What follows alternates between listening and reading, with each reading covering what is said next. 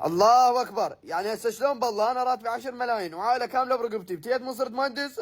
هو ايش بيه ابوي هسه شي قنع الفلوس مال بوق، هو اصلا حتى مو مهندس. ايه هاي فلوس واخيرا صار وقتها هسه ضمن بالبنك. تاكسي بابا حلوها الجطه جيب مثلها. شاشني ايش بيها هاي؟ ان اول وثالث اثنيناتين وصل بين فلوس ما تختلف. كافي يلا روح البنك. هسه حلو بهاي الفلوس راح نكون نفسنا وسدد ديون، بس ابوي راح ياخذنا كلها اليه. تجيبوش كيف ياخذ كلن؟ يا اهلا وسهلا، سولف بسرعه ايش عندك؟ السلام عليكم رئيس، ودعتك كل شيء ما بايق. هو عم يعني دايخ حبيبي، ارجع على طريق مسدود. لا وشنو ذا؟ لا بايق.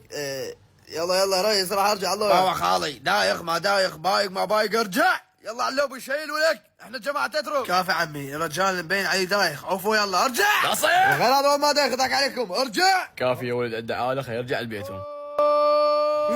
ولكم يا ابويا ولكم راح تسجنوني. اسف على المقاطعه، بس انت نسيت شو اسمه، تفضل هاي مالتك مال المسواق. يلا واعذرونا على المقاطعه مره ثانيه وتاخرت على الواجب، الله ياكم. اسف على اللي راح اقوله، بس احنا ليش دزينا هذا المطي؟ عندي فكره، خلوني انا وشوف شلون راح ادبرها. بكل بساطه راح اروح بلابس جنتلمان واروح اتبرع لعائله البنك لان احنا اغنياء، وحتى عايشكم ملوك. سلم نفسك وجاي تسوي وقل لي وين رايح.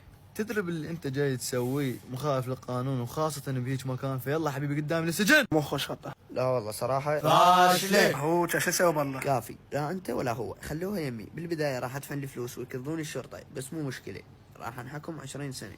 اقدر اشرد مجرد حفر الحائط بالخواشيق، خاشوقه واحده ما تكفي، فمو مشكله، راح يستغرق هالشي 20 سنه اقدر اشرد. وبعد ما اشرد راح ارجع والقى الفلوس واقدر اعيش.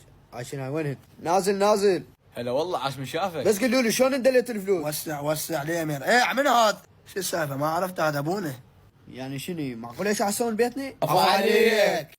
يا بل شنو مال ضبيع مو خوش خطه. بعروره ترى خطتك هاي. وشنو حلوه